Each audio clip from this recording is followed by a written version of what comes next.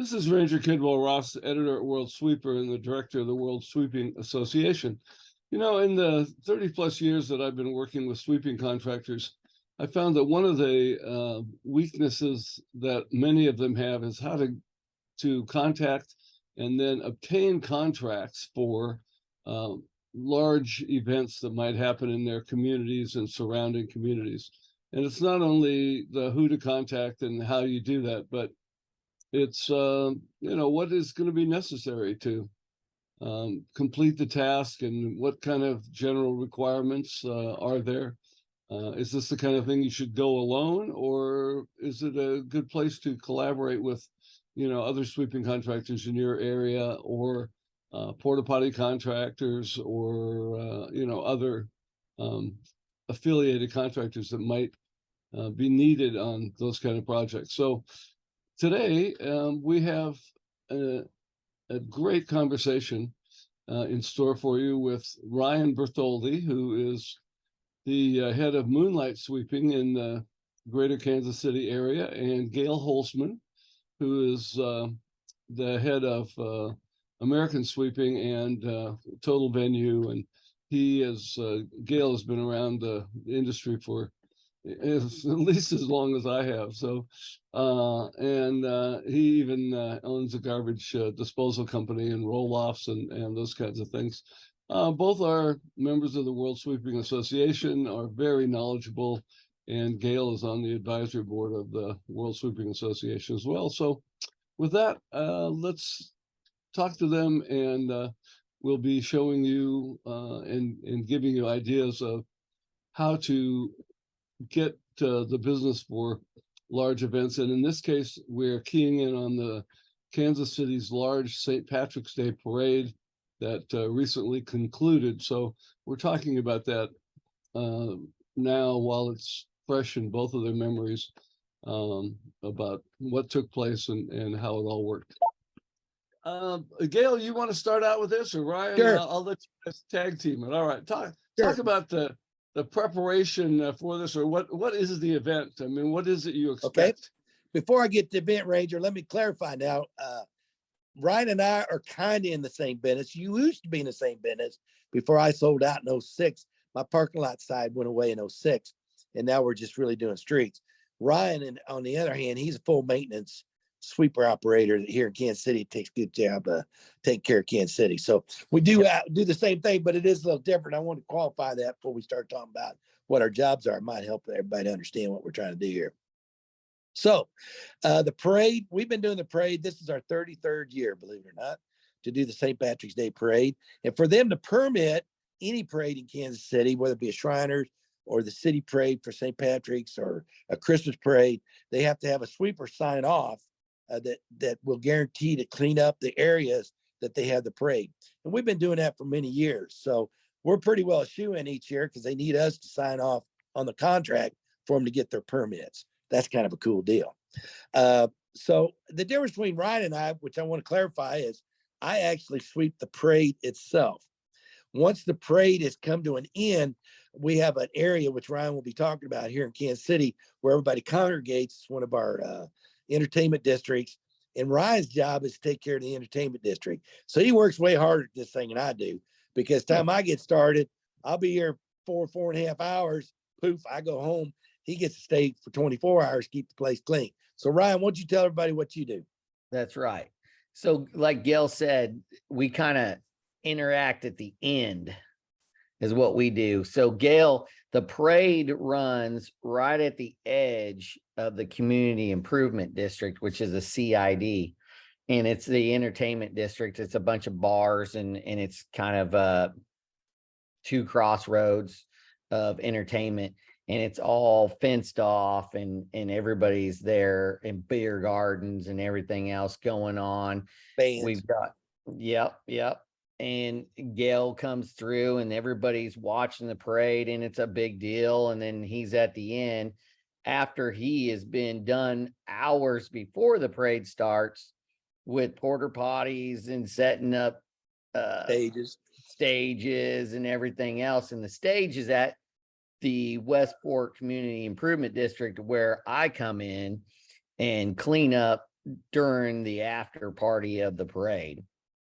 Therefore, we're also there starting at 3:30 in the morning, cleaning up like a mini Mardi Gras mess. And that's the fun part, is you got the vendors out there getting all their porta potties all cleaned up and picked up, and you got the vendors out there taking down the fencing and the beer gardens and all that stuff. And they're supposed to be out by 4:30 a.m. or we start finding them, because we've got the streets to take care of inside the district. And if we can't get our parking lot sweepers in there and get all the parking lots cleaned up and get those roads cleaned up before they open at 6:30 a.m., then they owe us some money. Ain't that right, Gail? That's right. That's right. We want to make it look like it never happened. So the difference between Ryan and I, too, is just to reiterate, is we are a full service event company. We do the stages, we do the porta pots, we clean the streets, we power wash. So, if you have an event going on, like we were doing the NFL draft this year, we're pretty proud of. It's probably the biggest event to come to Kansas City in years. And so it's a 3-day event with everybody from all over the world. It's going to congregate in Kansas City at the end of April. And we have the task of the toilets. We got to clean up the property. We work with a couple of vendors to do that as well. Venue Smart is one of the majors that we're playing with down there. So it takes several companies, but yet it's like a one-stop shop. And Brookside's another parade that we do together. Brian and I do together. He's got his expertise and I got my expertise. And between the two of us, we can get the whole job done. And we're friends enough and we are professional enough that these folks that we work for understand that it's good to have us in instead of one guy trying to do it all, because that very rarely happens. Yeah, we work together. And then even Brookside Art Show. I mean, Gail comes in, does all the porta potties, the hand sanitizing stations, and we got boots on the ground, hand picking, dust brooming, changing bags, day porter in service. And on the other hand, Gail was talking about the NFL draft. It is a big deal this year, where he's going to be taking care of all the NFL draft area.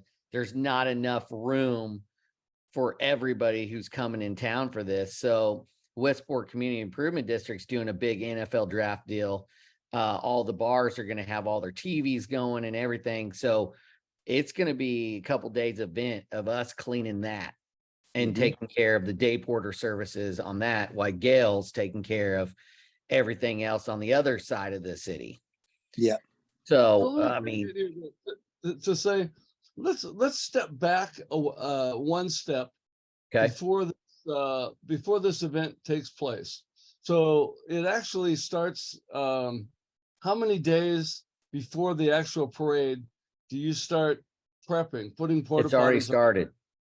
You're talking about the draft or the parade now, Ranger? Parade. The parade, it doesn't take anything. We go in the day before and sweep the big major stuff off the streets here in Kansas City. But really, we don't do anything pre-parade. We just actually do the parade itself after it's done. We follow the people.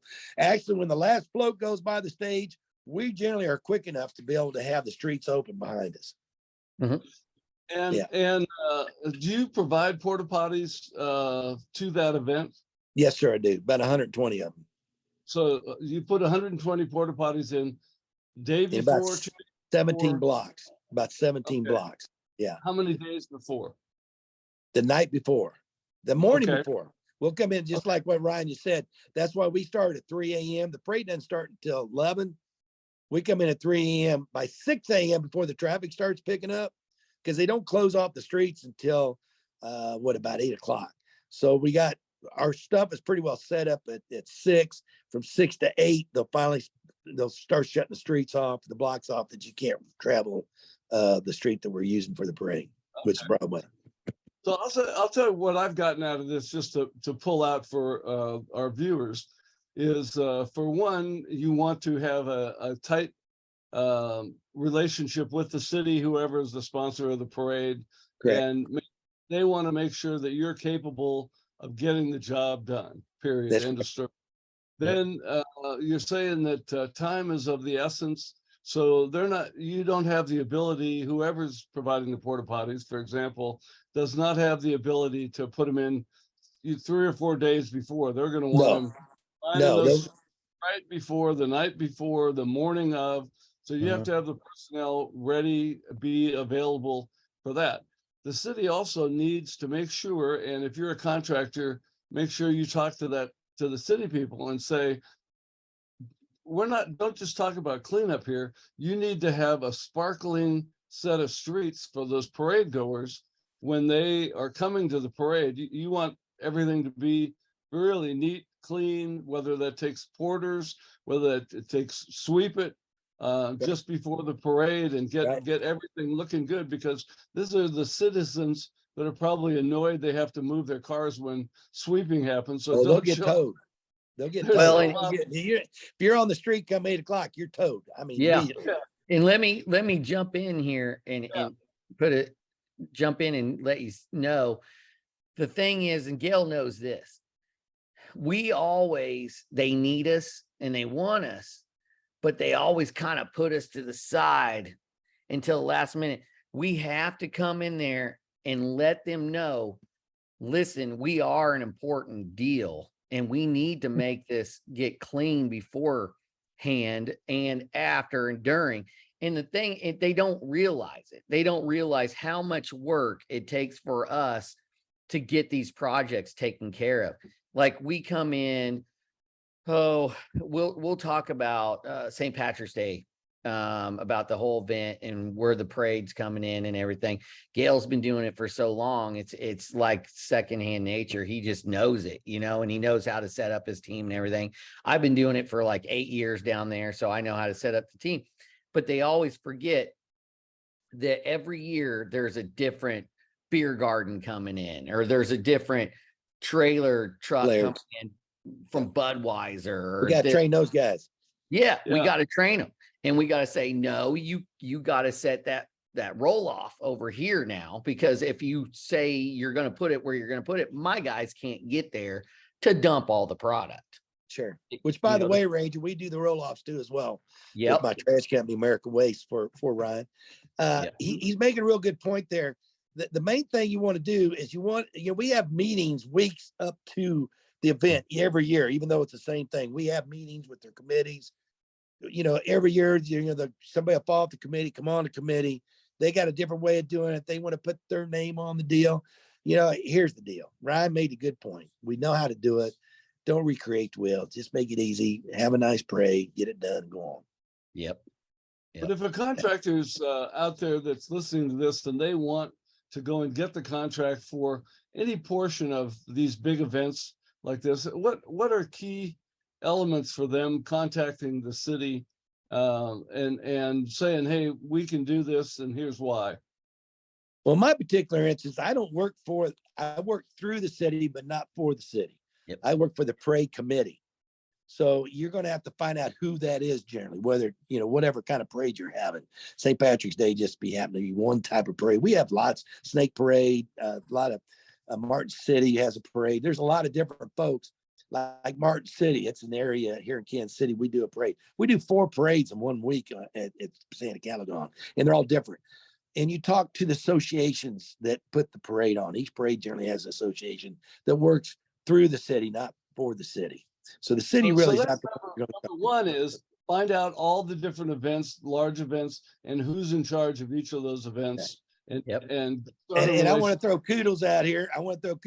My daughter, Shannon Locke, she knows everybody. You get somebody that's been doing this a long time, they call her. She doesn't. As a matter of fact, I've heard her say no more this year than ever, because you can only just do so much. I mean, without just doing too much. And that's the key there, Ranger. Don't overload your bus. I mean, you got to make sure you stay within your boundaries, because you can't promise what you want to do. You got to promise what you can do. Now, that's a Ranger Kidwell Ross right there. Yeah. That's true. And that's why I call Gail. Yeah. If Brian calls me and says, let's go to lunch. Yeah. These associations all talk to each other too. So if you drop the ball with one of them, forget about it. Absolutely. Don't be dropping those balls. Yeah. Exactly. You don't want to drop the ball. That's the reason we get to do a lot of the big stuff, because we don't drop the ball. We know our boundaries. And you got to be able to say no.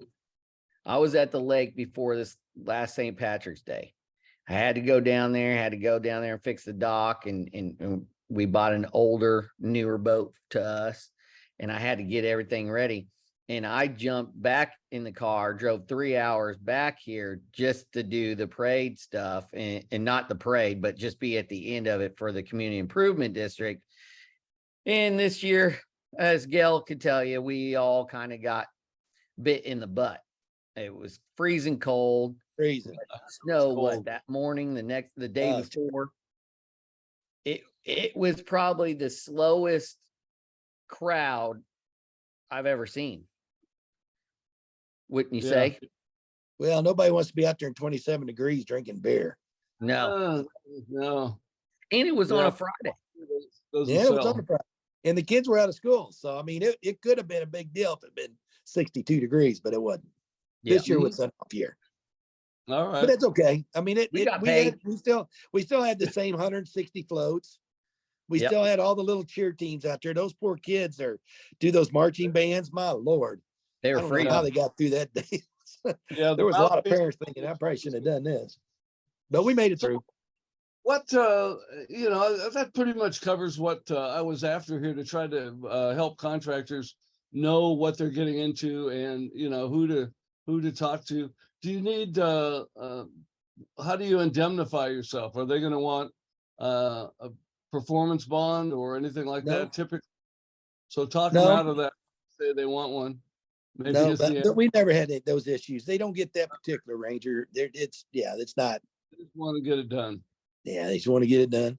And like I say, if you got somebody on the staff like Shannon, like I do, I don't have to worry about it. That's her job. That's what she does. She gets paid in advance, which is a big deal. She makes sure that, all fees have been collected.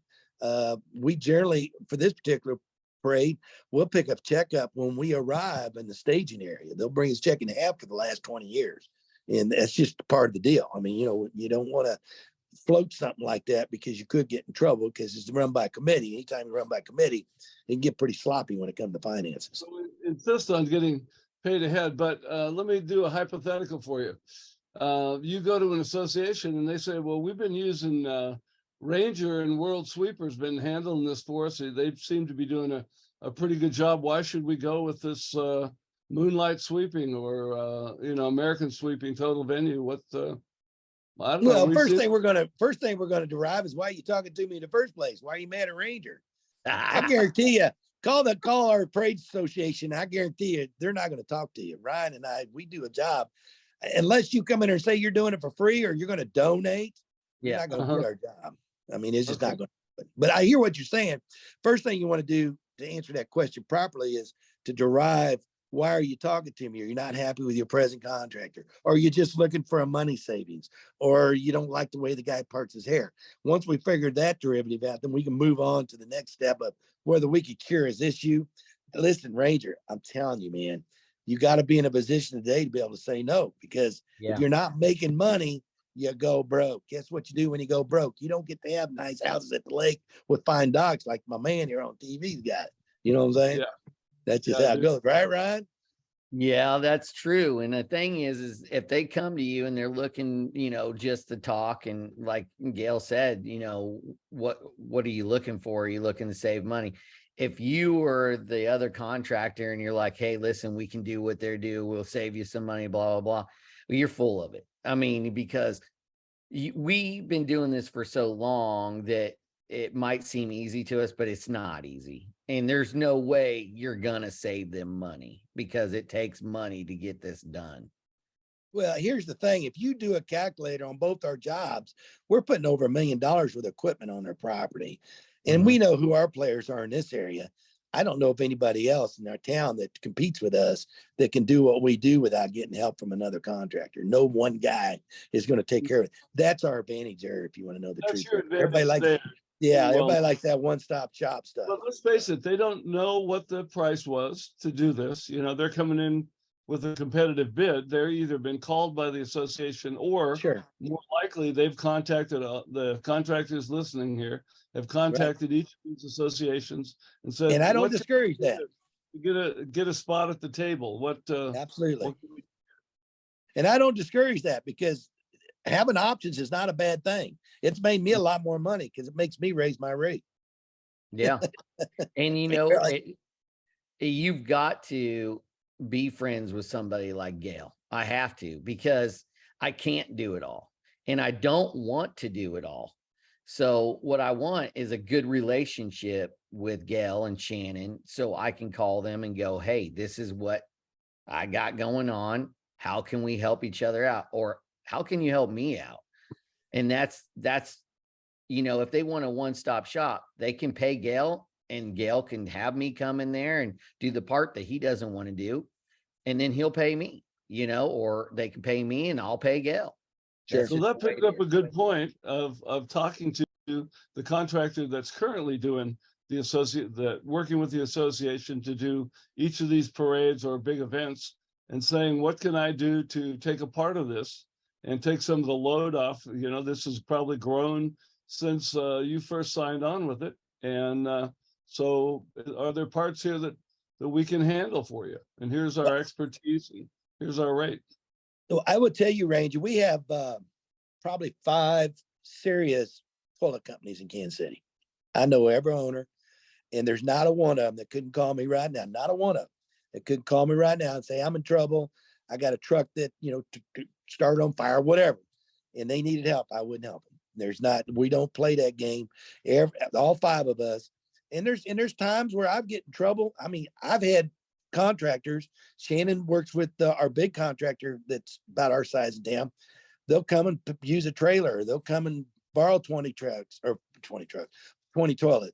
And that's the kind of stuff you want. You know, there's no reason to be out being hateful, low budget everybody, because we're all going to go broke if that's the case. And we all realize that. If we're going to work for cheap, then guess what? We're not going to last. So it's important that you know your competitors, keep them close, help them out when you need it, because there's going to be a day you're going to need help. I've needed help. I borrow a lot of trailers from one of my big competitors here in town. We're good friends. We meet at the shows and go to dinner, and you know, we can't talk price because that's against the law, as we all know, but we can talk employees. And right now, we haven't even brought that up. Employees base right now is probably as worse it's ever been in the 40 years I've been doing it. And hopefully that gets better as the summer goes on, and they see they got to go back to work, because that's not been happening the last 2 years. No, that's you agree with that, Ryan? That's why my legs hurt. I'm telling you, man, I'm too old for this stuff. I'm having to jump in and out of the trucks more than I have in the last 5 years. And I tell you what, it brings you back. It's true. He's not lying, man. We're all working harder. I'm working harder now than when I was 25. No kidding. And I'm 66, so crying out loud. But you know what? It's keep me young, and I ain't complaining, because I'm going to live till I'm 120. So, well, I think one of the things that the synthesis of that last conversation is, do not go in and talk about price. Do not go in and say, hey, we can do this for a lot less money than you've been doing it, because they have the same expenses that you have the same expenses. Absolutely. And if they're making money, you need to make money also. But you can talk about maybe things that you have that you can bring to the table that, you know, that perhaps they don't. And what, you know, whatever those options might be, or if you form a relationship with some other contractors and you can bring in a total venue type of situation where now you can, you don't have to deal with one contractor for porta potties and one contractor for event pre and another one for event after and so forth. So, okay. Hey, look here, Ranger. Hey, Ranger. Shannon just walked in the door. Come over here. She's got a good point. She's been wants to make here. She's been listening last few minutes. And Shannon, so this is Gail's daughter. She grew up in this business, and the apple didn't fall from the tree, except in looks. That's true. She's tougher than her brother, I can tell you that. And I can say that out loud. Well, I was just listening to you guys here a little bit, and you know, one of my number one things, because you know, when you're talking to these guys already established, but what you're talking to is the people trying to get their foot in the door, and that's what I do is sales. And my number one thing I do when I walk in is talk about my customer service. You know, that's what they want to know. I have my certain people I know if they want to be meeting in person, or do they not want to mess with me at all? They want to know that I've already got this year taken care of. And I go, hey, this is what you did last year. This is what it looks like. I've got these maps. I've got this stuff, and we've got it ready. And they're like, wow, thank you. I'm like, I'm off your to-do list. They love that. That's why they like working with me. So it's like, you got to know your customers. Are they someone who wants to be coddled and take them out to lunch and really, or do they just want you to be out of their way? They want you to be done, have all the stuff ready for them. And then once the job is getting done, they know that no matter what, once it's been handed to you, they don't have to worry about anymore. They're not following up with you because this didn't happen. This didn't show up. I never get those calls. They know no matter what, Shannon's showing up. Matter of fact, I get calls that are kind of funny. Someone will be like, well, I didn't hear from you for a day, so I didn't figure you got that email. I'm like, oh, I didn't. They're like, I knew it. I knew since I didn't hear from you, you didn't get it. So it's kind of funny that they don't follow up like, hey, why didn't you get back to me? They're like, hey, I knew something was off. So that customer service is key number one, is getting in there quick and being fast, responsive, doing what you say you're going to do. And that's kind of how we do it. And the money will take care of itself if you do your job. That's In right. that route. That's right. It will take care of itself. Indeed. Well, that's Thanks, honey. I think that's a great place to leave it. And so why don't we do that?